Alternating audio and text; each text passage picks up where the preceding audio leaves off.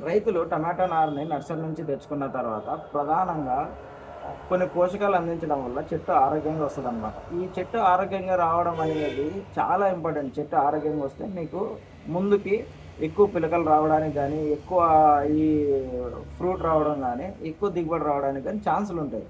అందుకని మీరు చిన్న స్టేజ్‌లోనే దానికి కింగ్‌డో కంపెనీది అకార్డ్ ప్లస్, జీ కార్బ్ ఈ 2 ప్రాడక్ట్‌లు వదులుకోవడం వల్ల ఏం చేస్తాయంటే చెట్టు వేరు వ్యవస్థని, చెట్టు యొక్క కాండాన్ని దృఢంగా పెరిగేలా చేస్తాయన్నమాట. ఇప్పుడు వేరు వ్యవస్థ కరెక్ట్‌గా ఉందంటే, నేలల్లో మీరు ఏ పోషకాలు అందించినా కూడా చెట్టుకు అందుతాయి. వేరు వ్యవస్థనే కరెక్ట్‌గా లేదనుకోండి, మీరు ఏమందించినా సరే మొక్కకు అందవు.